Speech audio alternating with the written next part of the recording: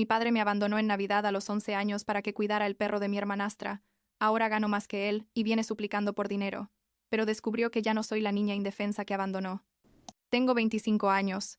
Trabajo como analista de datos en una empresa de tecnología, y la verdad es que necesito contar esta historia, porque hace como 2 semanas mi padre me volvió a llamar pidiendo dinero, y honestamente ya no sé si reír o llorar con toda esta situación.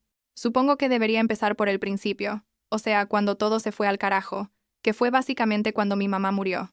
Yo tenía 9 años, ella tenía cáncer y todo pasó muy rápido.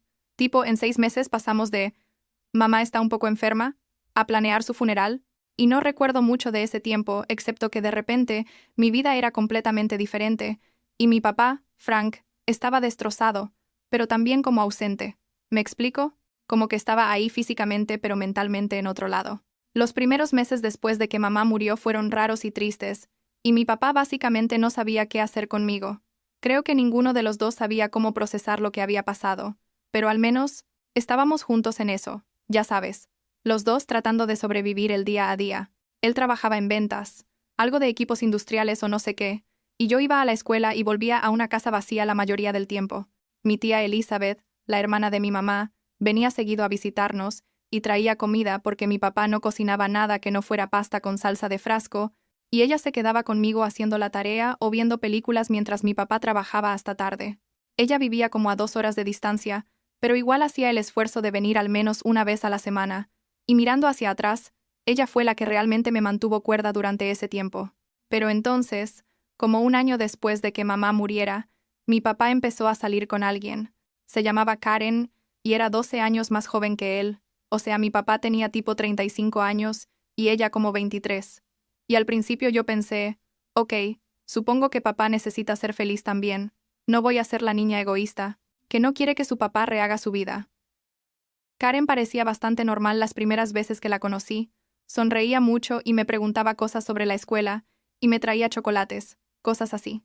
Mi papá parecía más feliz, más presente, y yo genuinamente quería que funcionara porque lo había visto tan mal durante tanto tiempo. Lo que no sabía entonces, porque tenía literalmente 10 años, era que Karen tenía una hija de 17 llamada Mónica, que vivía con su papá, pero que pronto iba a mudarse con nosotros. Nadie me dijo nada hasta una semana antes de que pasara. Me acuerdo perfectamente del día que Karen y Mónica se mudaron a nuestra casa, porque fue como 3 meses después de que conocí a Karen, todo pasó súper rápido.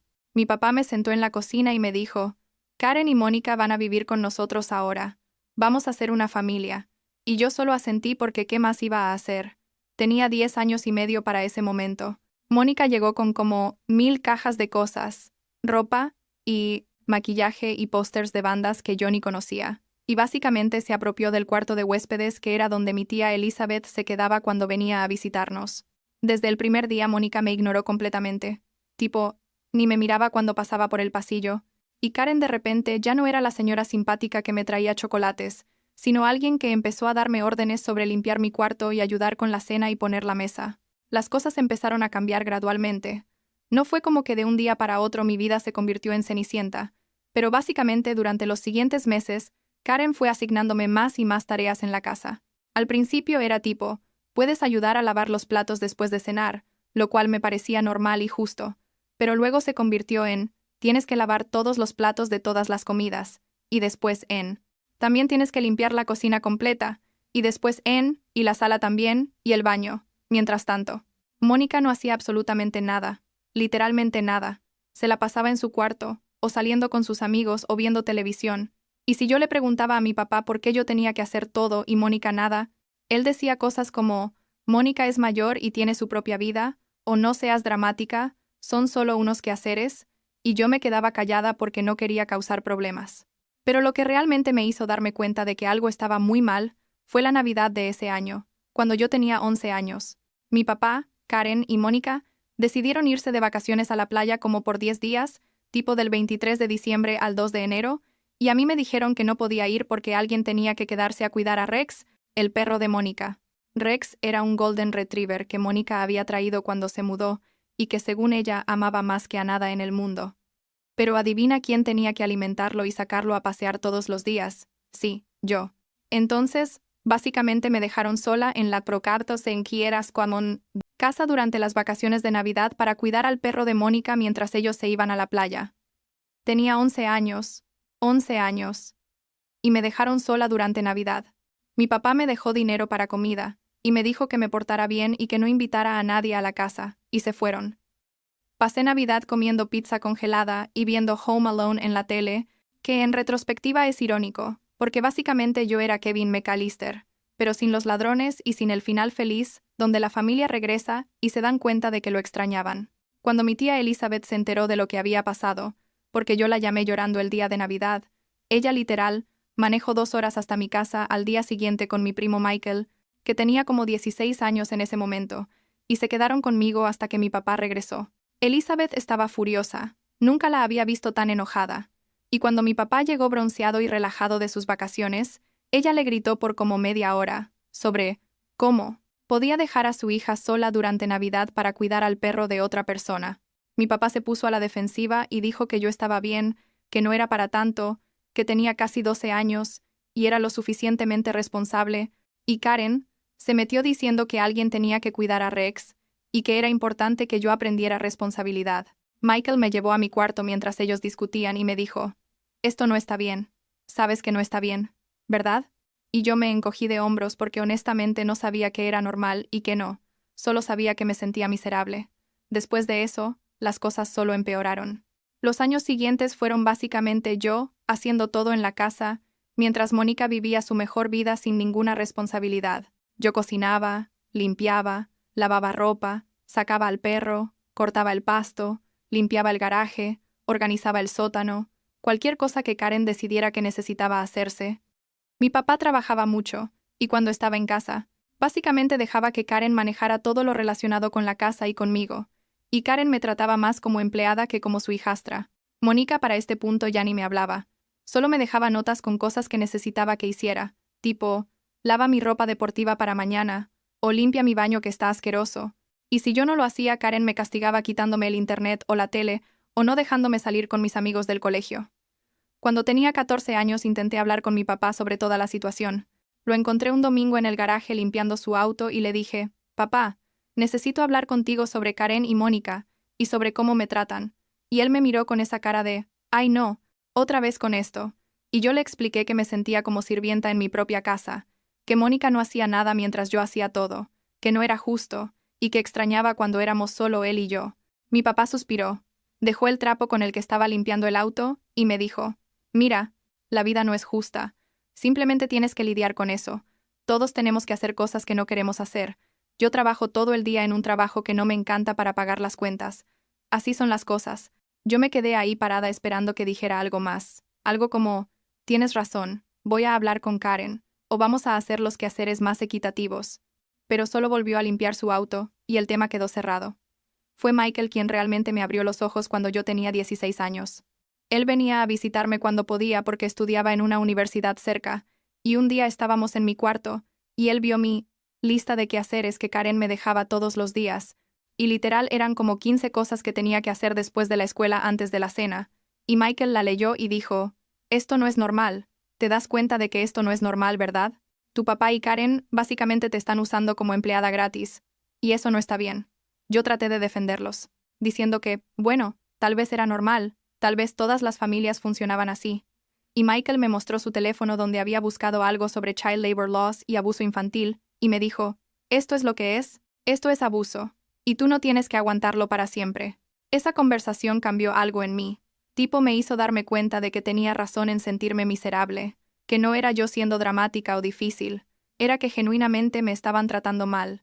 Desde ese momento empecé a planear mi escape, básicamente. Me enfoqué en la escuela como nunca antes. Saqué las mejores notas posibles. Hice todos los exámenes estandarizados que pude. Apliqué a todas las becas disponibles. Y pasé mis últimos 2 años de secundaria con un solo objetivo: salir de esa casa. Karen y mi papá pensaban que era genial que estuviera siendo tan responsable y madura con mis estudios, sin darse cuenta de que lo que realmente estaba haciendo era construyendo mi boleto de salida.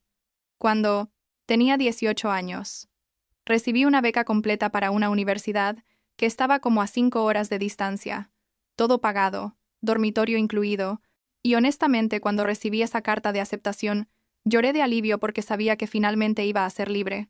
El día que me fui a la universidad, mi papá me ayudó a llevar mis cosas al auto, que no eran muchas porque la mayoría de mi ropa y cosas personales eran bastante viejas, ya que Karen decía que no había presupuesto para comprarme cosas nuevas, mientras Mónica tenía ropa y zapatos y maquillaje nuevo cada mes. Karen me dio un abrazo rápido y me dijo que la llamara si necesitaba algo, y Mónica ni siquiera bajó de su cuarto para despedirse. Mi papá me abrazó y me dijo que estaba orgulloso de mí, que hiciera mi mejor esfuerzo en la universidad, y yo solo asentí, porque si abría la boca, iba a decir cosas de las que tal vez me arrepentiría. Mi tía Elizabeth y Michael vinieron a despedirse, y Elizabeth me dijo en el oído, «Eres libre ahora. No vuelvas». Y yo le prometí que no lo haría. La universidad fue increíble. Fue la primera vez en años que me sentía como una persona normal. Tenía una compañera de cuarto que era súper cool, hacía amigos, iba a fiestas, estudiaba lo que me gustaba que era matemáticas y ciencias de la computación, y por primera vez en mucho tiempo, no tenía una lista de 15 quehaceres esperándome cuando llegaba a casa. Llamaba a mi papá como una vez al mes. Conversaciones cortas donde él preguntaba cómo iban las clases, y yo decía, «Qué bien», y eso era todo. No volví a casa para Acción de Gracias ni para Navidad ese primer año.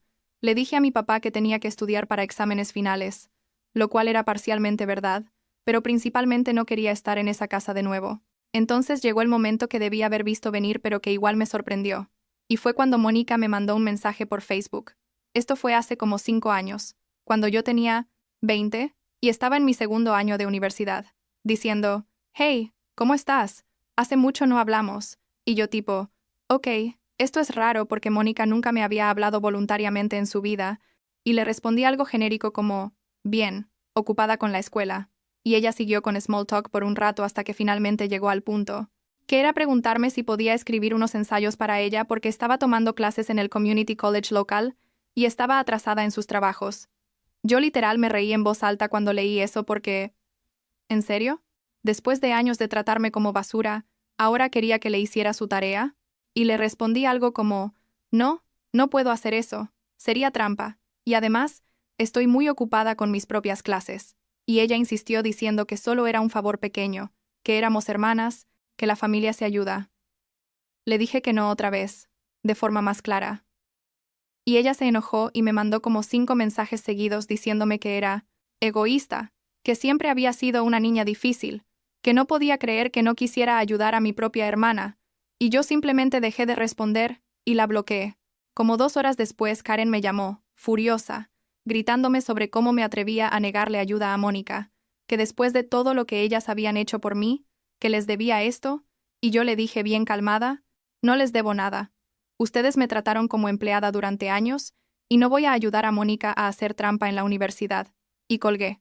Mi papá me llamó esa noche. Su tono era más de decepción que de enojo, y me dijo que lo estaba decepcionando, que la familia era importante, que Mónica me necesitaba y yo estaba siendo egoísta, y yo le pregunté, «¿Dónde estabas tú cuando yo necesitaba familia? ¿Dónde estabas cuando me dejaron sola en Navidad, cuando me trataban como sirvienta?» Y él se quedó callado unos segundos y luego dijo, «¿Ya superaste eso? ¿Porque siempre tienes que traer el pasado?» Y yo colgué también. No hablé con ninguno de ellos durante como 6 meses después de eso, y honestamente fueron los mejores 6 meses que había tenido en años. Me enfoqué en la escuela. Conseguí una pasantía de verano en una empresa de software. Empecé a salir con alguien.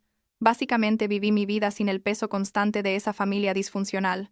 Pero entonces, justo antes de empezar mi tercer año, mi papá me mandó un mensaje diciendo que necesitaba hablar conmigo, que era importante, y yo como idiota pensé que tal vez finalmente iba a disculparse o algo, entonces acepté encontrarme con él en una cafetería cerca de mi campus.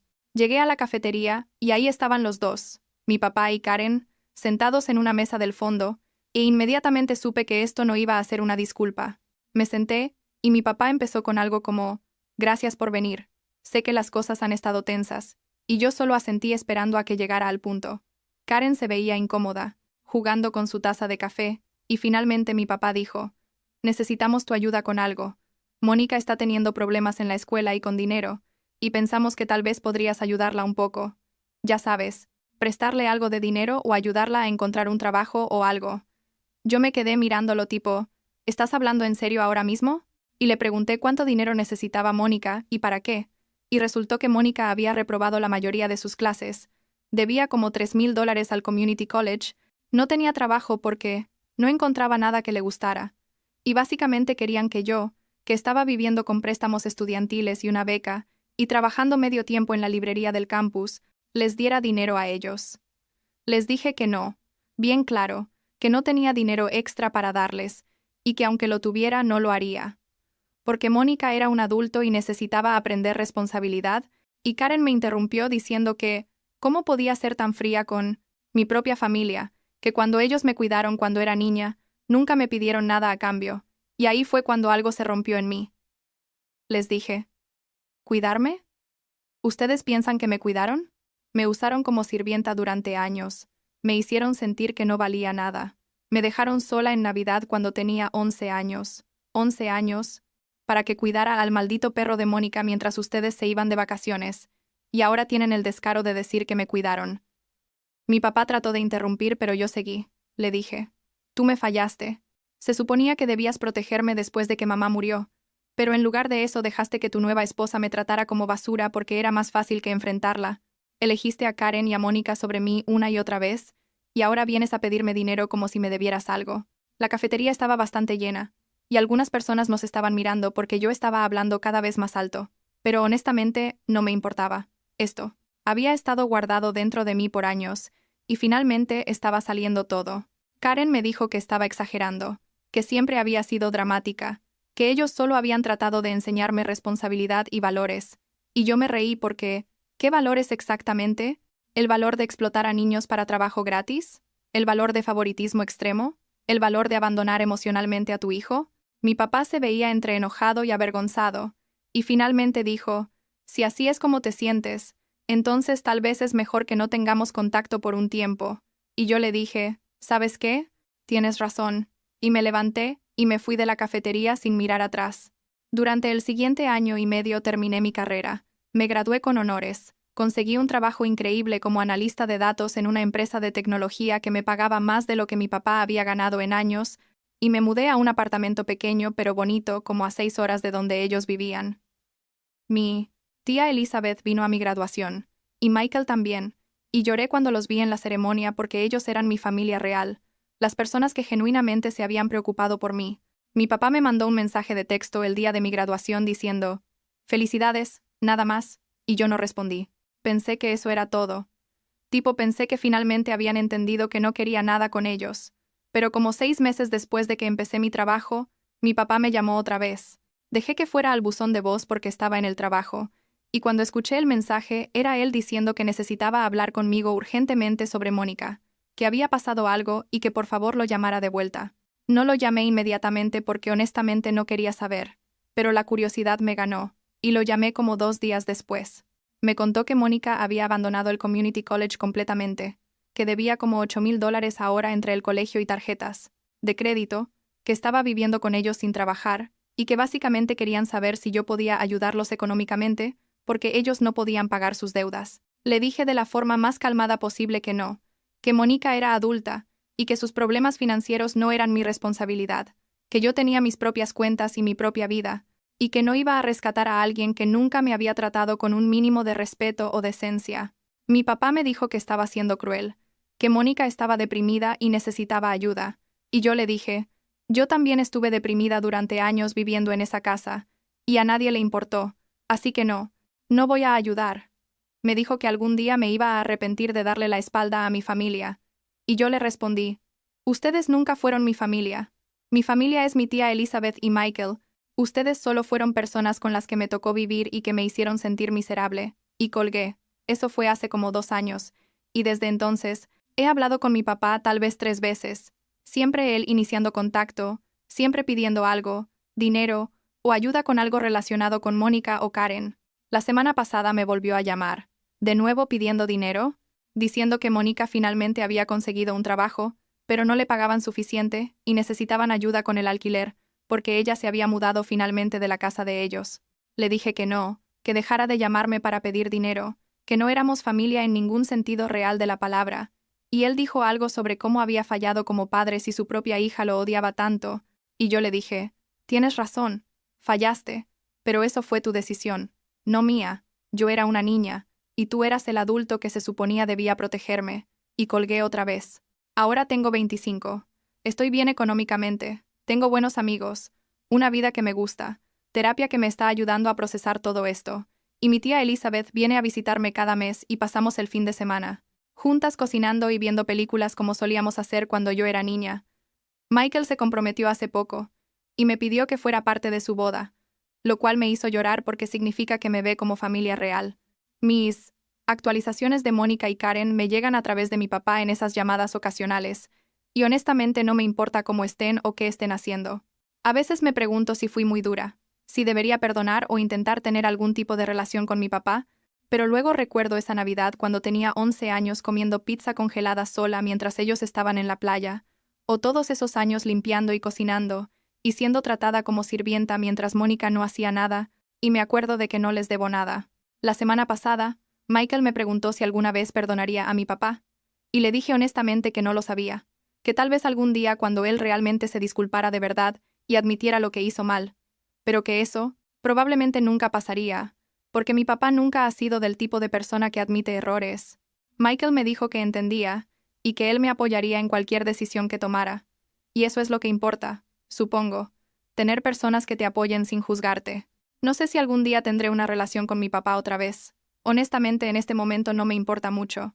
Estoy enfocada en mi propia vida y en las personas que genuinamente me quieren y me tratan bien. Y si eso me hace mala hija o persona fría como Karen dice, pues que así sea, ya no me importa lo que ellos piensen de mí.